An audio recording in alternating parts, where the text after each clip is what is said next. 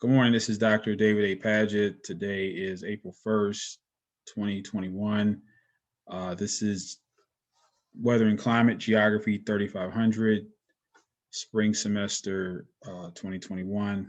And I will share my screen and we'll get right into today's activities. So we are going to pick it up where we left off last time. This is a weather and climate course, and we had a major weather event last weekend. And so we talked about that event last time, and we're going to begin talking about it now.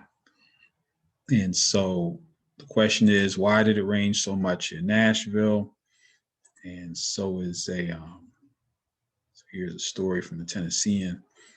And so it says here, slow moving cold front and thunderstorms boiling over high in the atmosphere came together to create a deadly downpour. And the National Weather Service mentioned that all these things came together at the right moment. More than 7 inches of rainfall occurred within a very short period of time. And of course, there was flooding, flash flooding that caught a lot of people off guard. And so cold, moist fronts that have been moving slowly into the area from the Gulf of Mexico and the Pacific met over Middle Tennessee. And so slow moving front scooped up the moist air. Pacific, anyway, that might, this is why we don't use the media as a primary information source.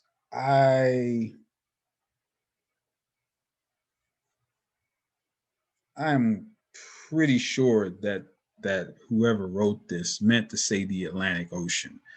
I can't see a front moving from the Pacific Ocean and affecting our temperature. And so remember, the people that write these stories are journalists. They're not meteorologists. They're not scientists. They're not climatologists. So what we're going to do is go to the data directly from the National Weather Service in order to determine exactly what happened. So that's in education what we call a teachable moment, where we can see something that is probably not correct and correct for it. So let's go to content and let's go to this week's reading assignment. And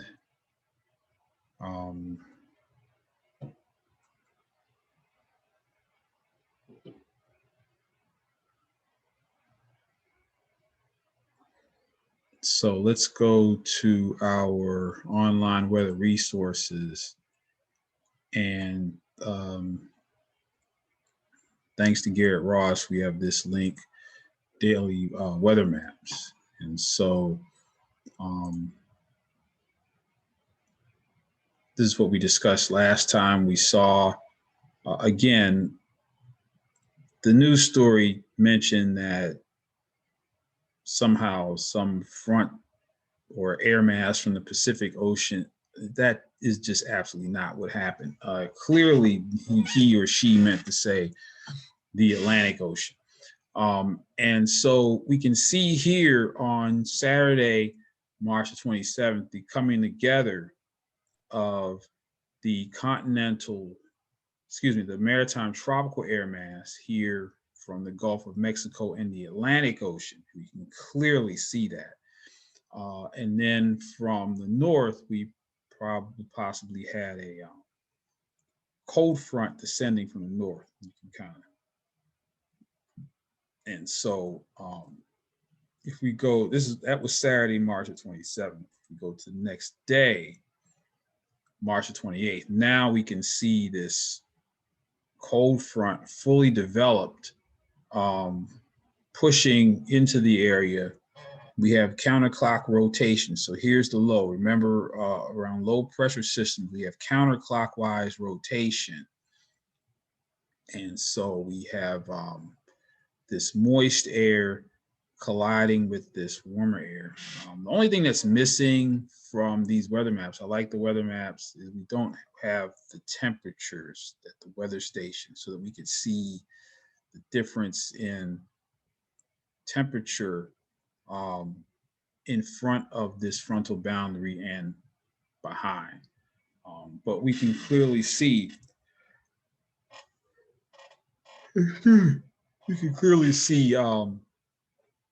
what happened.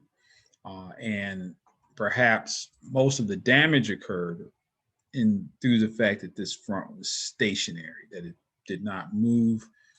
Eventually it did, but it brought with it a lot of precipitation born out of this relatively moist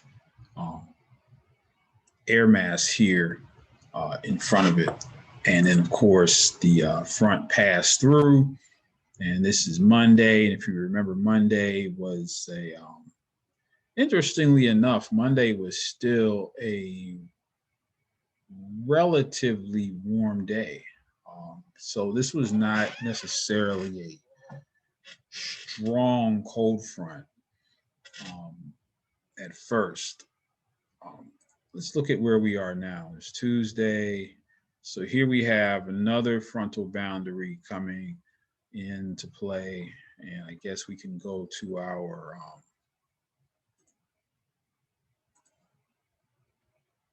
data stream page and get today's weather map. And like I said, I wish we could get historical data in this level of detail. So now we can see today high pressure dominant over a large area of the conterminous United States. And we can see this cool front extending south, temperatures very much below average here. 38 degrees Fahrenheit in Nashville, 42 degrees Fahrenheit in Atlanta. Very dry, 17 degrees Fahrenheit dew point temperatures. So this is a very cool and dry front that came on the heels of the previous one. And this is typical of this time of year, even though it is spring. It is not unusual to have a cool front come through the region. I don't think that we will see another cool down like this, but you never know. These are the types of freezes that occur that result in people losing their garden plants and so on and so forth. Because a lot of people probably assume that we had the last freeze sometime in March or even February. But as you can see, that is clearly, not the case. Not the case at all. And so let me save this weather map. I haven't been saving these weather maps for quite some time. And again, on the final exam, you might have an opportunity again to do some form of analysis of a weather map, just as you did on the midterm exam, which I plan on having graded by, I'm targeting April 16th is the date that I plan on having the midterm exams graded no later than April the 19th. But it'll be sometime between now and then, or at least before the end of the semester. Okay, so let's get back into the content and look at some more of the substance of this week's discussion, which focuses upon um, flooding and storm runoff um, related to either local weather or more regional systems such as hurricanes. So today we're obviously starting off with a more local flood event. Last time I spoke in terms of the hydrologic cycle, and we looked at this or we started to look at this PowerPoint presentation, and I got as far as the um,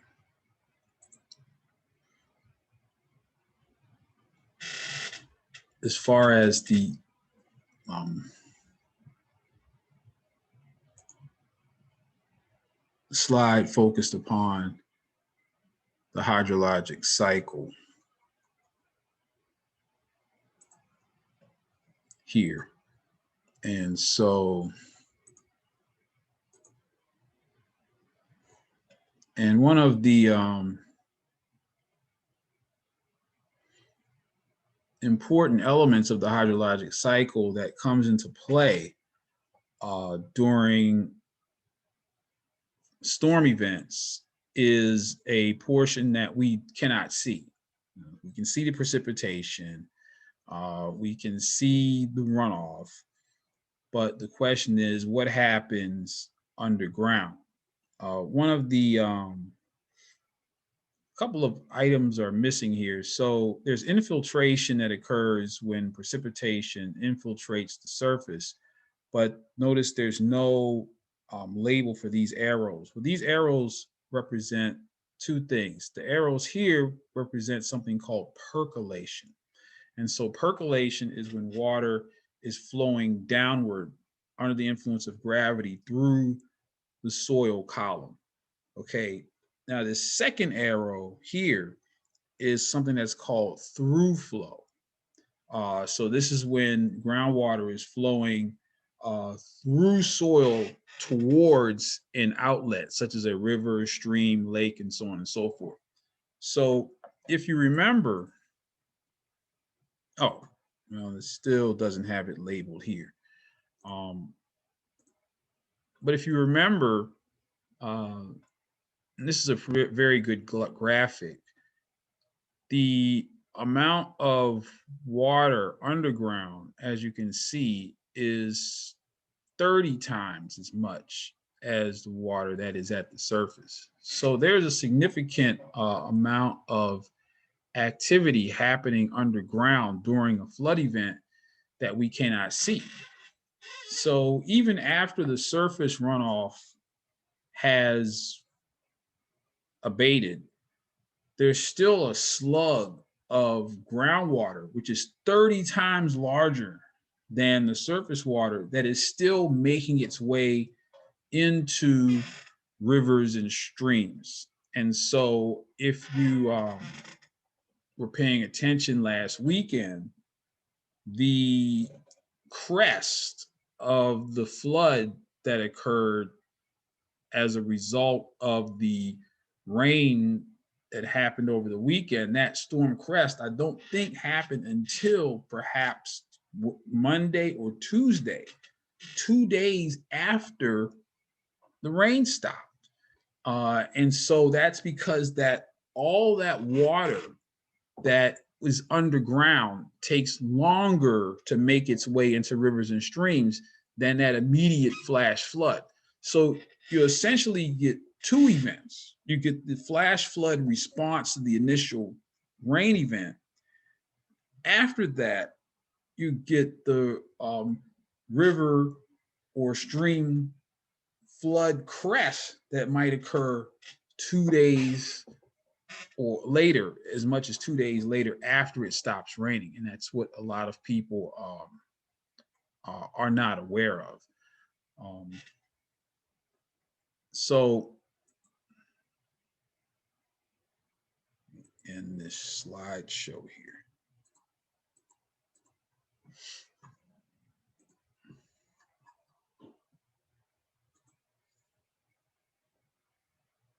So we're making mention of the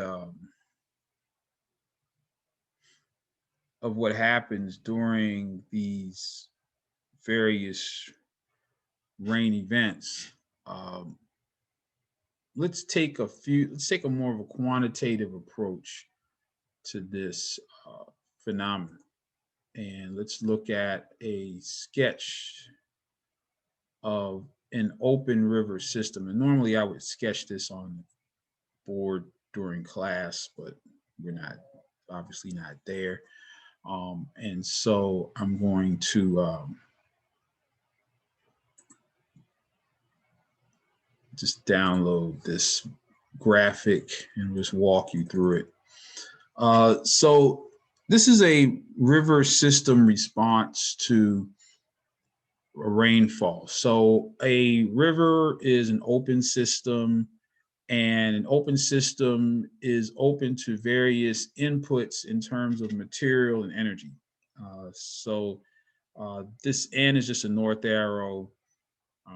And so this is the 100-year floodplain elevation. And this is the normal width of the river or stream. That's what that W represents. So how do we determine how much water is going to, or not in this case, not how much water, so what elevation is a river or stream likely to rise based upon an input of precipitation? So if we have R represents rain or precipitation that falls out of the sky at a given rate. And so if we have, so the question is, if we have, X inches of rain per hour,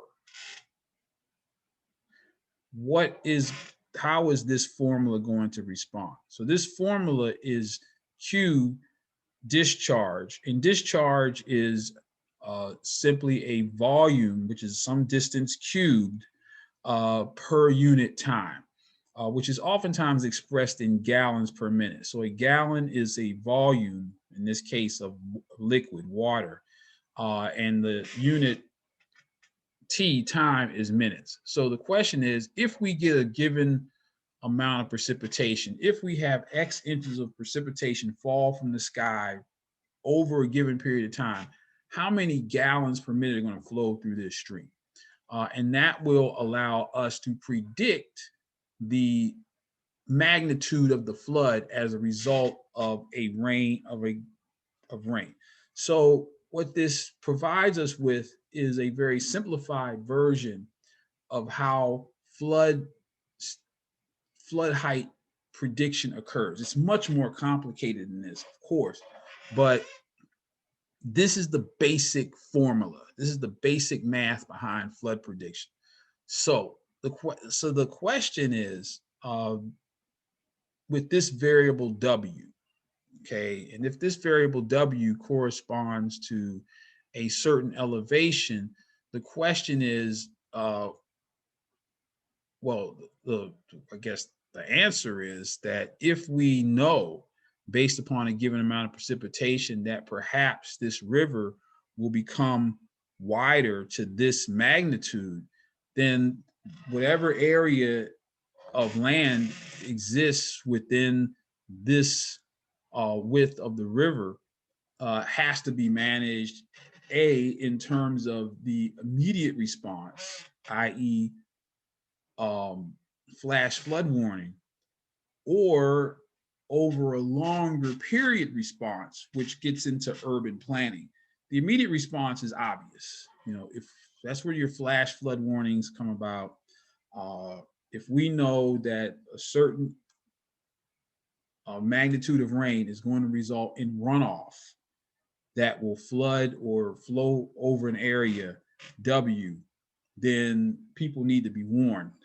And we saw that if people are unaware or caught off guard, we saw last weekend, it can be a deadly situation. Okay. Um, and that's why those flash flood warnings are put out there, so that people are at least aware that where they may be aware of the fact that look, you might not be able to drive through that water across the road right now. You know, maybe you might perhaps believe you can drive your car through that water that's flowing over the road, but I guess the what is it? Not motto, but what is it? Turn around, don't drown. That's the message that's sent out there. If you see water over the road, don't assume that you can drive through it. You'd be quite amazed at how powerful water is. I think maybe about all it takes is a few inches of water to lift a car up off the ground. And if you read some of the news stories, you actually heard people say that they in one of the news stories, we can look at that later. There were some soldiers, I believe, who were driving somewhere and thought that they could drive through a portion of the flood and didn't make it. Their car was overwhelmed. They ended up barely jumping out and surviving. Some other people weren't so lucky. A significant percentage of fatalities from flooding occur by people trying to drive through flood waters. They think they can make it. Next thing they know, their car is floating, and then water is flowing inside the car. They get trapped, and then they drown. It happens very quickly. But this is the basic math behind storm and flood estimation. Very, very basic math. Obviously, the models that are used by the National Weather Service and the Army Corps of Engineers are a lot more complex than this. I didn't mention the long term. From the long term, in terms of urban planning, the question that we have to ask in terms of this 100-year floodplain is it worth it to allow developers to build within a given parcel or portion of land that could flood frequently? Do we want to allow people to build structures that we know are going to flood out frequently and cause people pain and suffering, obviously possibly cost people their lives, and also obviously cost money because investments are going to be made to rebuild those structures, assuming that is allowable. And people do tend to do that. I mean, people get flooded out. You think, well, they're going to move away forever. No, they don't. They go back. They maybe have flood insurance, maybe some other resources. They rebuild. A few years later, they get flooded out again. How many times are we as a society going to invest in that process? And so in many cities, within a certain distance within the floodway, in some cases, no building is allowed, and you end up having greenways, which in some cases, very limited construction is allowed or development is allowed in these floodways. So that's another, if you remember the article I shared, there was another article that I didn't share that speaks to the fact that if the floodplain in Nashville is altered, that it will result in flood insurance rates increasing. It might have been a link that was inside of,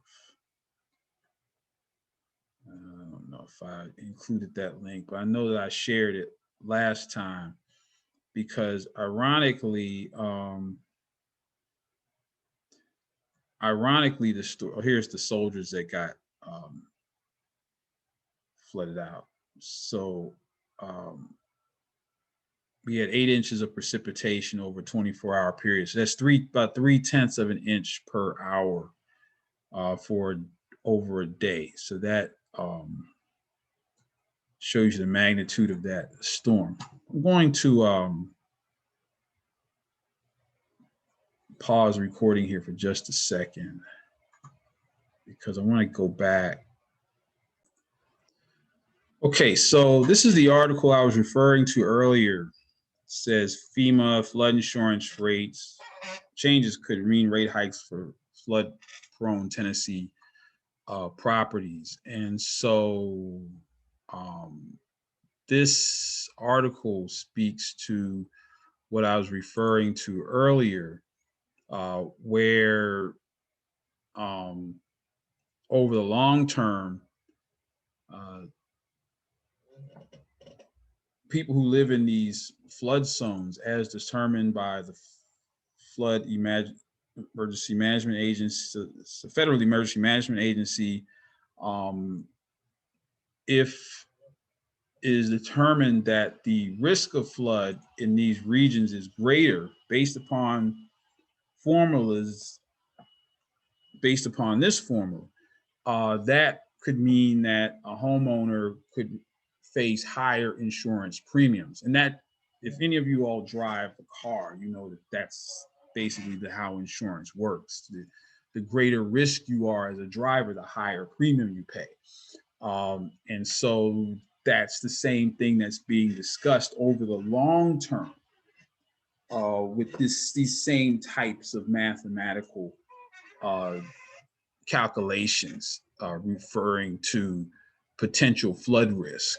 And so, as you can see, all this is based upon numbers and math and so on and so forth. And so there is a degree of uncertainty that is associated with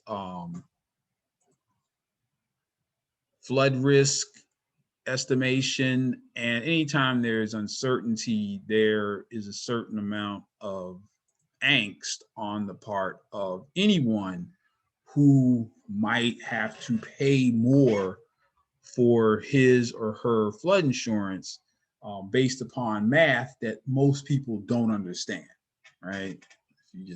All people know is I'm paying more for flood insurance. They don't understand, well, why? So some actuary that works for the insurance company did that math to decide whether or not you're going to pay more for flood insurance, or even if you are eligible for flood insurance. I mean, there are some cases where insurance companies will not even sell policies to people because the risk is too great, even for the insurance company.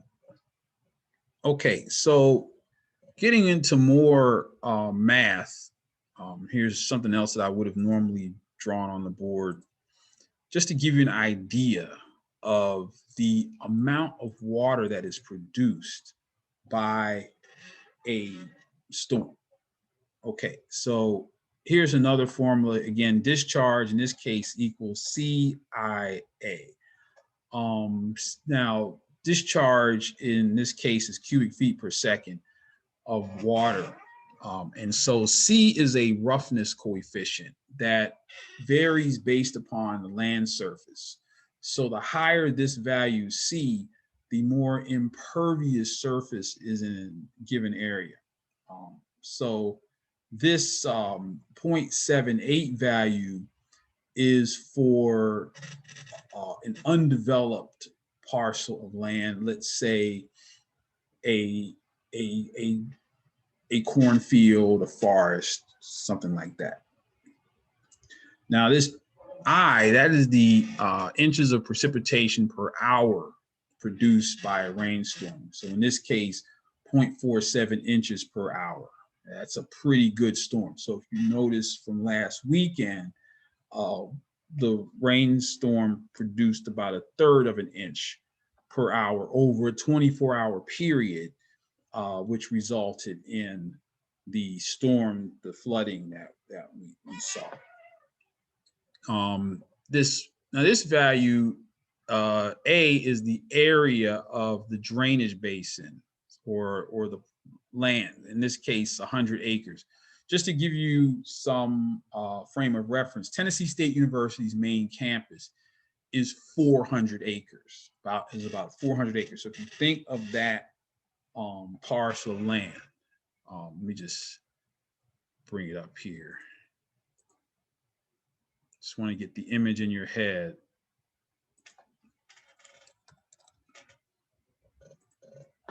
So Tennessee State University's main campus here. Let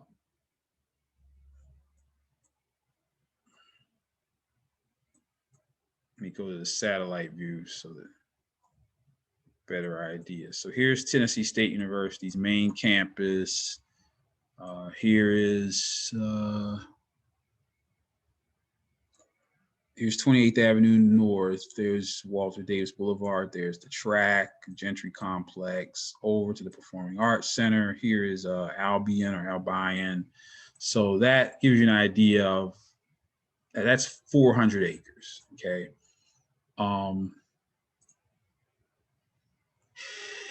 Just to give you an idea. So just think of a parcel of land about 1/4 the size of TSU's main campus. That's about 100 acres. So let's say that we assume a 1-hour rain event in a 100-acre basin of a magnitude of about 1/2 inch per hour. How much water is that going to produce? So here's the math, more math. And at this point, I converted the cubic feet per second into gallons per second, and then converted that into gallons per hour. So about a 1/2 inch rainstorm over 100-acre parcel of land is going to produce almost 10 million gallons of water per hour. So if you think about it, let's say we had 1/3 of it of an inch precipitation per hour,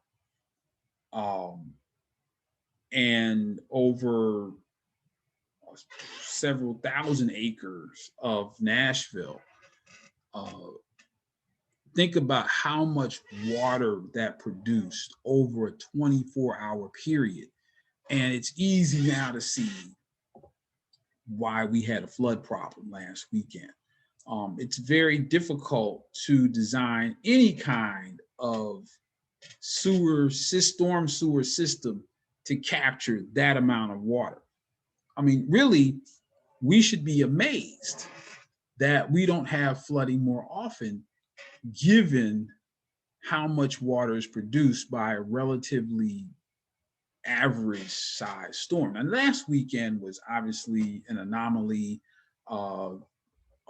over a 24-hour period to have that amount of precipitation fall 8 inches within a 24-hour period is a lot of rain.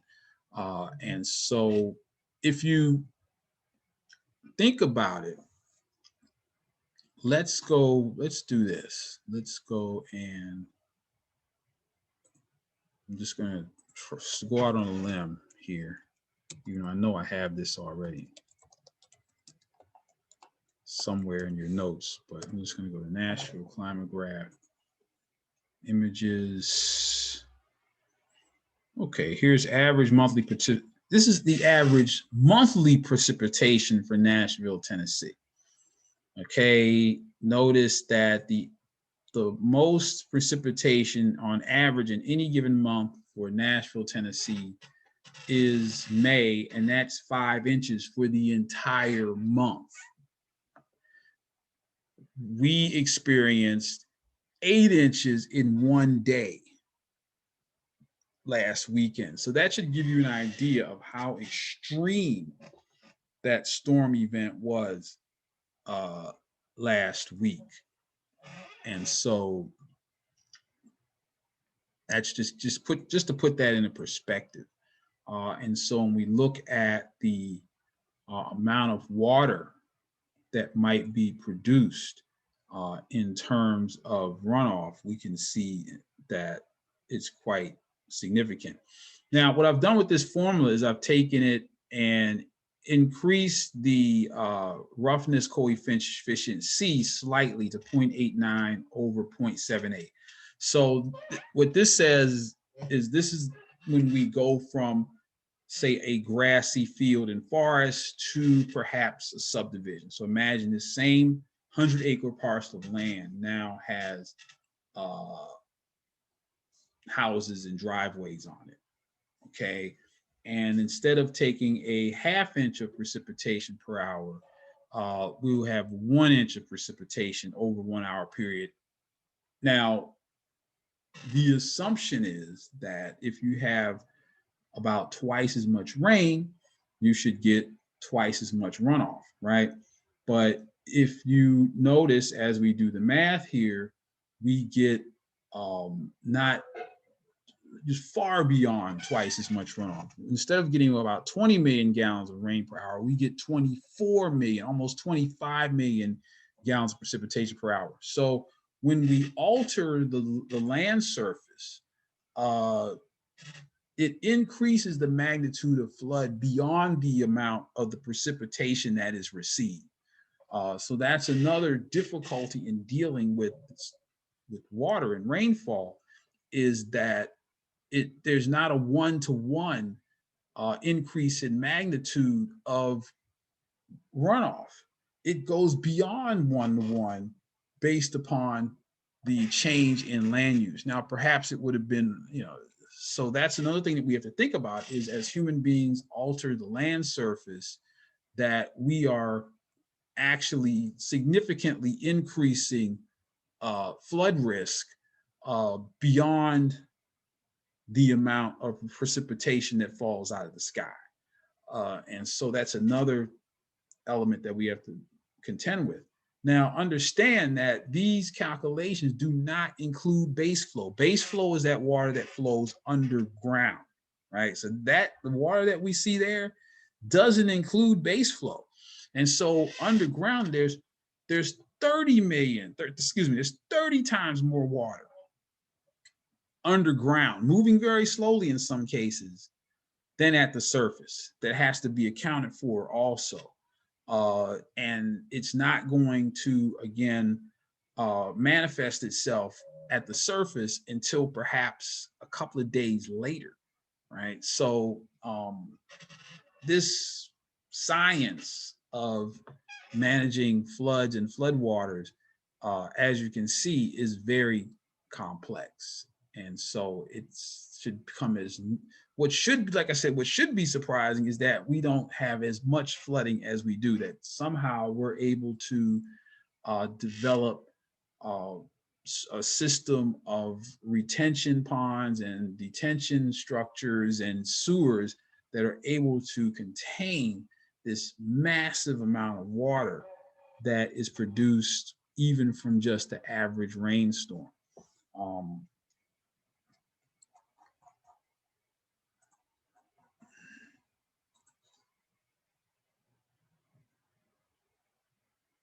So another thing that's difficult for us to understand, I'm not really going to dive deeply into the math here. I just want you to get an idea of how do we determine, well, what is a 100-year storm event? What is a 1,000-year flood event, or what have you?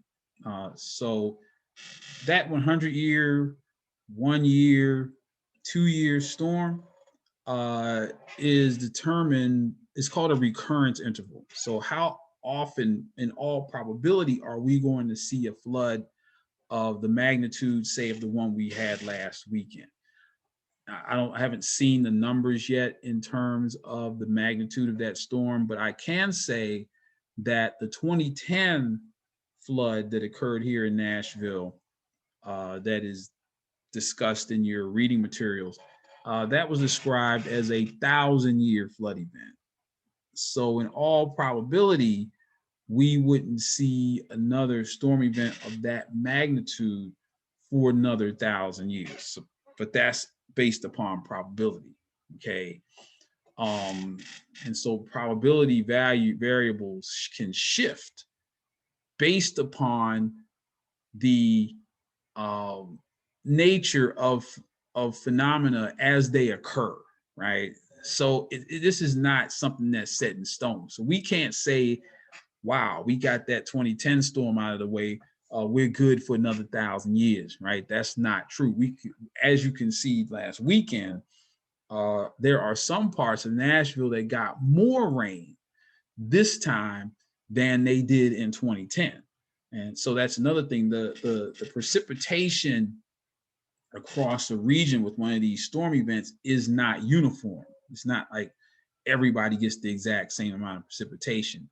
If we looked at weather station data from any of these storm events, including the one from last weekend, you'll see some places might have got 5 inches of precipitation. Some places got 10 inches, 8 inches, 10 inches.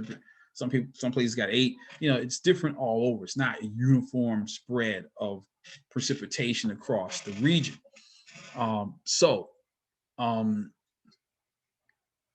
what we would do is we take the record, as you can see, the record of precipitation over a given number of years. In this case, we have a 31-year record of precipitation. And so that number is N plus 1. And we rank the storms. Here's the largest one here was almost a ½ inch per hour of peak discharge in 1957. And then we would rank them. And so based upon this data table, the recurrence interval T would be 32 years for this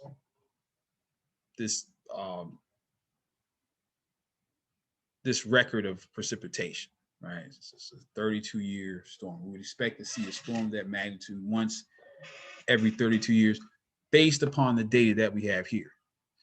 In this case, a ½ inch of discharge per hour. Or a ½ inch of runoff per hour, right? And so that is according to this data table. So this is just the mathematical formula to determine a recurrence interval. So imagine if we had 100 years of data. This is how we would determine what a 100-year storm is, or a 2-year storm, or what have you, right? Now, I mentioned earlier, or just a few moments ago, that the storm that occurred in Nashville, where we got about 17 inches or so of precipitation over a 2-day period, that was considered to be a 1,000-year storm. But wait a minute, we only have maybe 100 years of data. Maybe if we're lucky, 150 years of data, if we're lucky. So how do we determine, based upon a 150-year record of data, what a 1,000-year storm is? So essentially what we're doing is for something that's called extrapolation. We're extrapolating beyond the data that we have in place to make an estimate about what we assume may happen within a 1,000-year period. Do we know for sure? Of course not. Of course not. And yet, billions of dollars, maybe even more than billions of dollars of decisions about who does and does not get flood insurance, where people can and cannot build, how much people pay for flood insurance. Billions of dollars of decisions are made based upon this math that can't possibly cover the area of potential risk. Let me give you just one quick anecdote from the 2010 flood. Okay, so most of you all may or may not have heard of the Opryland Hotel, right? And so the just case you're not aware of it, you might be from out of town. So there's the Opryland Hotel, Resort and Convention Center. Okay, this is some images here. The Opryland Resort and Convention Center used to be, might still be, the largest convention center hotel in the world. I don't know if it still is, but for a long time, this was the largest hotel and convention center in the world. And the only hotels that were bigger than the Opryland Hotel were all in Las Vegas, right? This is a massive, massive property, right? So during the 2010 flood, there was a lot of confusion. And the manager of the Opryland Hotel sent some employees out to look at the what was happening outside. And so let me just show you.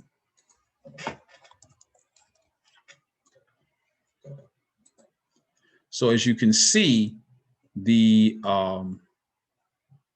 Opryland Hotel property is directly adjacent to the Cumberland River. So the Cumberland River was rising above its banks.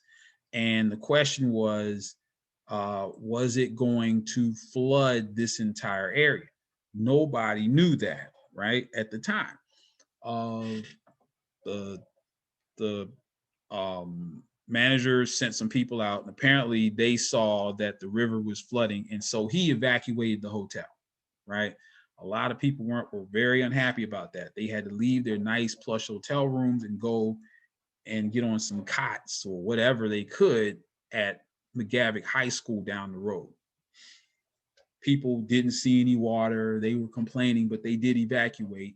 The next day, there was 20 feet of water. This entire hotel was flooded up to the roof, right?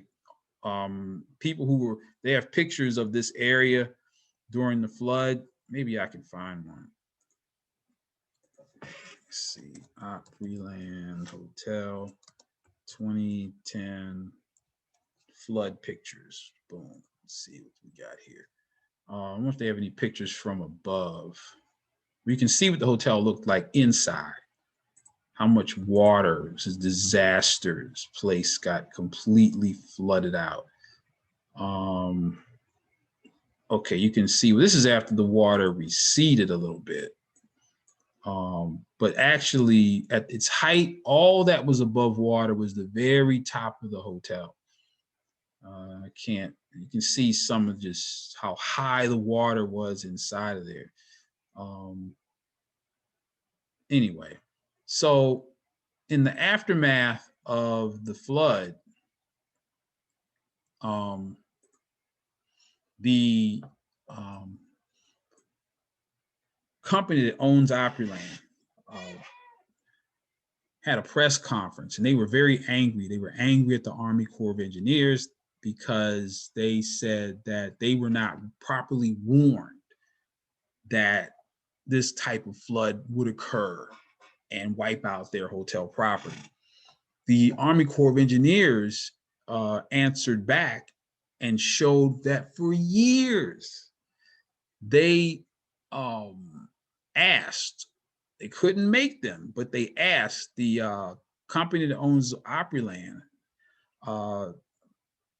to increase the height of the levee surrounding the property up to a 1,000-year flood level instead of a 500-year flood level. So there was a levee, because this place has flooded before, like back in the 1970s.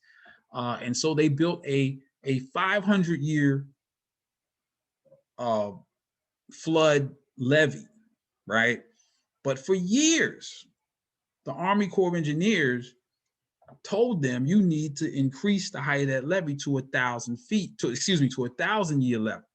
And it would have cost the company that owns Opryland $17 million to do that.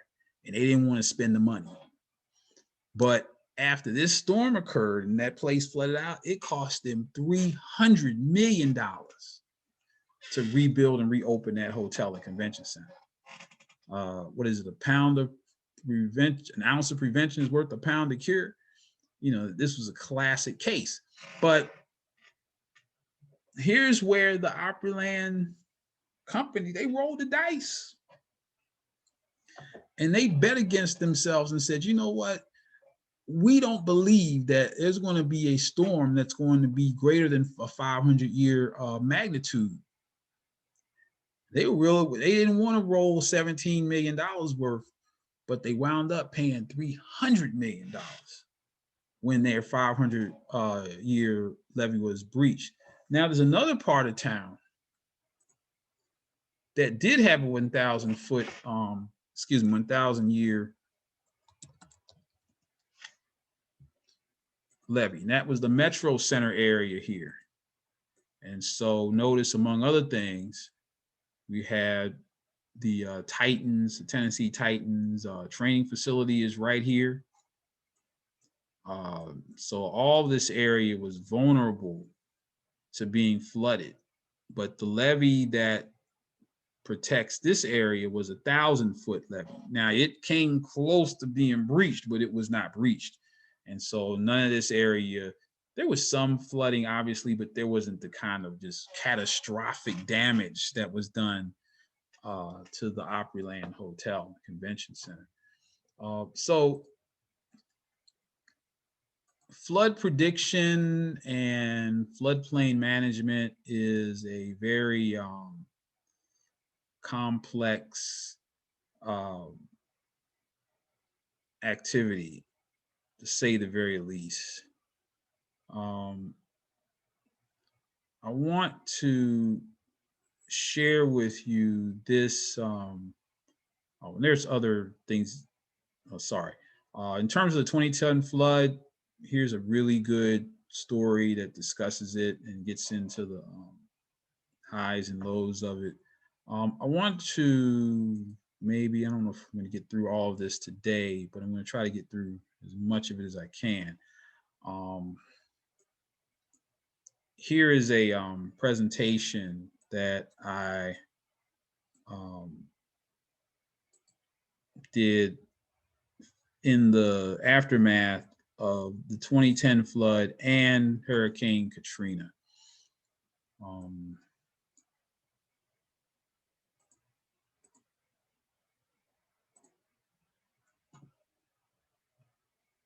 Okay, so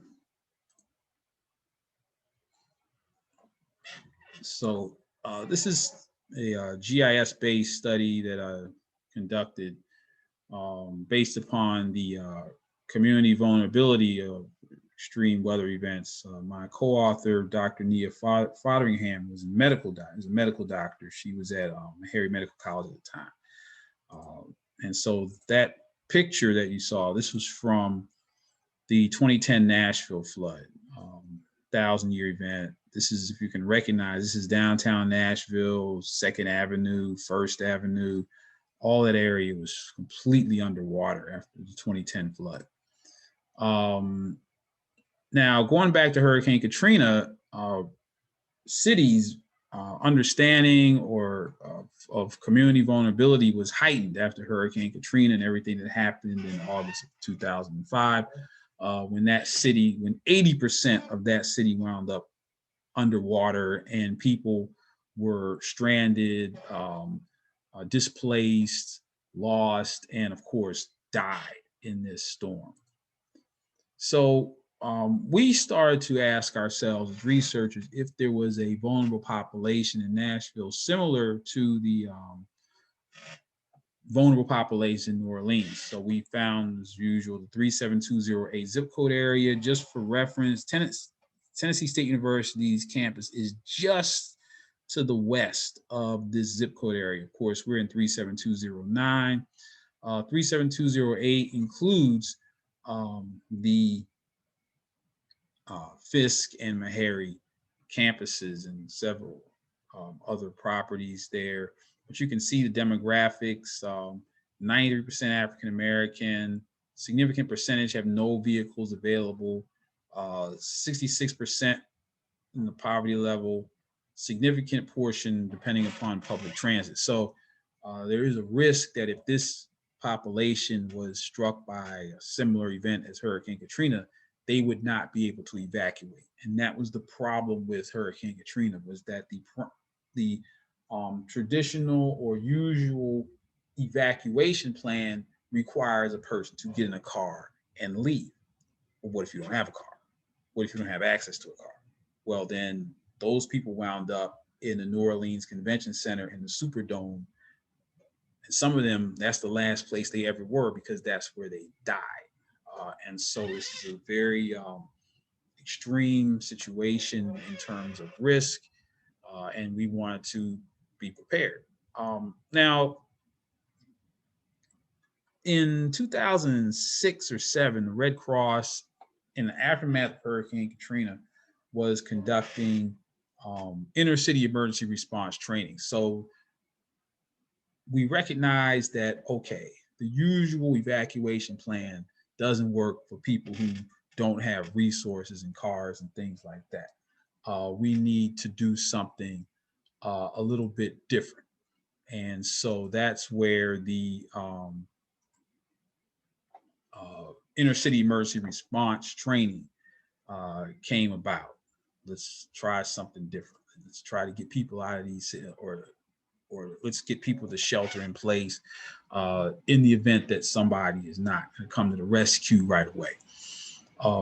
So at the time, I had received a small grant from the State Farm Insurance Company, $15,000. I used those monies to build a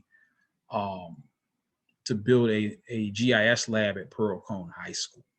And of course, Pearl Cone is a high school that is in the 37208 zip code area that serves a low-income population, to say the least. And so I was training those kids, well, not just myself, students, ordinarily, well, this class, as a service learning project, would go over to Pearl Cone High School and train the students in extreme weather events. And so we would use the Teaching the Levees curriculum, which is based upon Spike Lee's Emmy Award winning movie, When the Levees Broke, or documentary. And we would use a geography curriculum. So we would use that to teach the kids or young people, the ninth graders, about extreme weather events. And then they would also train, my students would be trained, you all, this class normally would be trained in how to use GIS technology. And then you all in turn, as a service learning outreach project, would train the ninth graders in how to use GIS in extreme weather planning and preparation, and so on and so forth. And so here are the students. This student was one of my students. Here are the high school students who are, and then here are my students. There's Kendra Smith. She's an engineer in Cincinnati now. Here's Alicia. She just got her master's in education. There's Scales. There's another one of my students. It's Kendra. Jordan. Jordan. She is an urban planner in Austin, Texas now. And this guy, I can never remember his name, but I think he just earned his PhD in sociology from Vanderbilt. There's Kendra again, there's me. And so taking the raw data, so here's the raw data. The reason that we got involved in this project was during those Red Cross workshops, I asked the question. I asked, well, where are the Red Cross shelters in Nashville so that we can alert people who are in vulnerable communities as to where to go when there is a flood or a tornado or some other kind of emergency. And the representative from the Red Cross said, well, yeah, there are shelters all over town. I said, well, can you show me a map? Can you show me a map of the shelters? He said, no. I said, you mean you don't have a map of your shelters? He said, no, we don't. And so I said, if you give us the data, the ninth graders, and I'm training at Pearl Cone High School, are going to make you a map of the shelter. So this is what we got from the Red Cross. This is what raw data looks like. This is a PDF. This is what we got. We had to convert this PDF into Excel. So each student got 4 shelters. I think there were 18 students and there were 72 shelters. So each student built a 4-record database in Excel. None of these students had ever even heard of Excel. These are all little 9th graders. And so then we developed a master spreadsheet database of the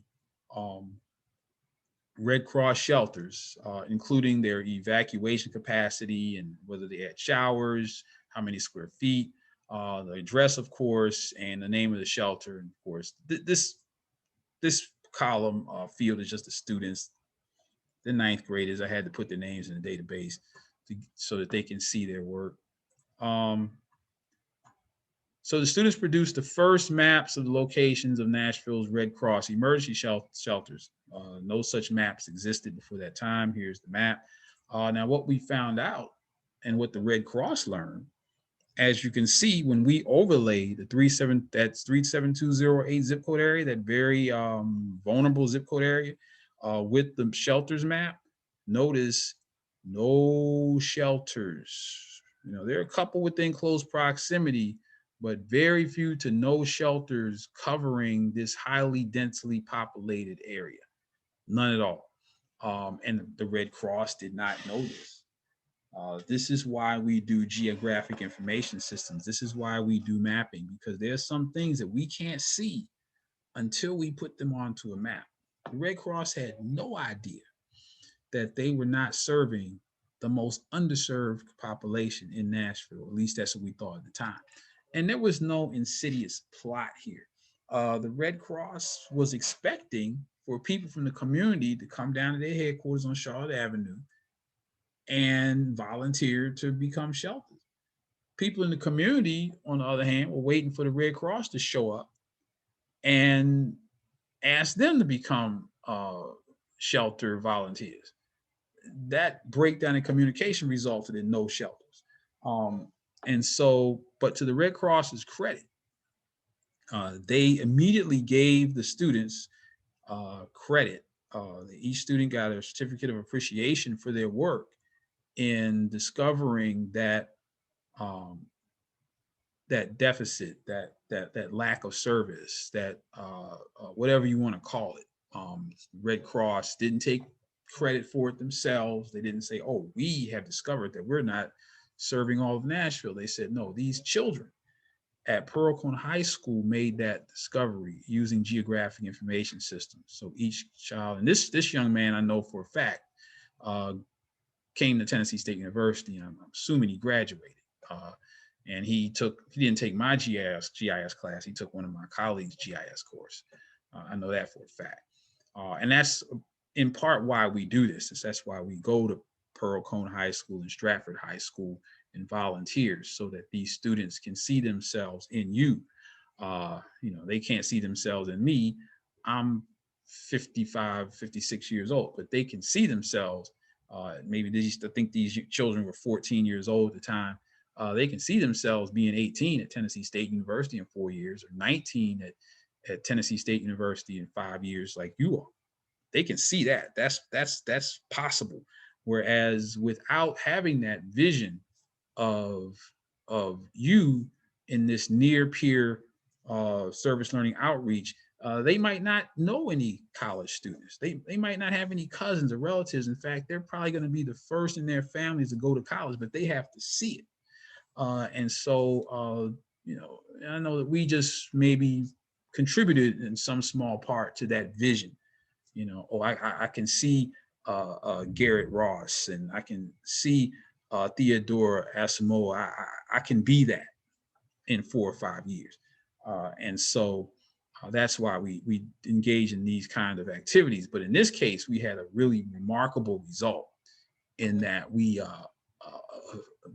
affected change, or these students affected change. They maybe even saved lives through their work, because the Red Cross immediately partnered with the National Baptist Convention, which is the largest African-American religious organization in the United States. And it was a perfect partnership because, the National Baptist Convention is headquartered here in Nashville. And they're the perfect partner because 85% of the Red Cross shelters in Nashville are housed at faith-based organizations. So we had an immediate response to what was done. And so we had a very, very progressive story. It was a team effort. We had a wonderful teacher at Pearl Cone High School, Miss Debbie Hirsch, Bev Jacobs, who is like a community liaison that worked at the school. She's still very active in the community. And of course, the principal, Marva Woods, was very open to our work in there.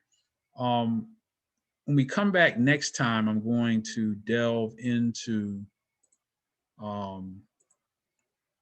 the next part of the story, the next part of the project, which involves a more quantitative and higher order assessment of community vulnerability and flooding. And so I think that's where we'll pick it up for next time.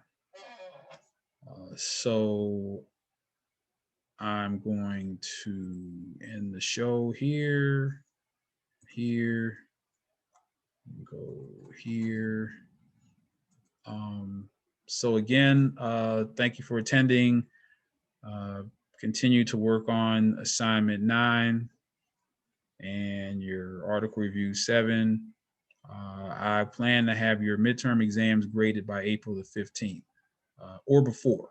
So that's my target date for having those graded. I've already started to grade your draft term papers. And so take a look at that. I think I went over what I was expecting there. And so if there are no questions, Ross, Garrett, did you get the email I sent you yesterday? What email? The email about the job opportunity? Yeah. You got that? Yeah. Are you interested? Well, let's talk about it later, okay? Okay. All right. Okay, well,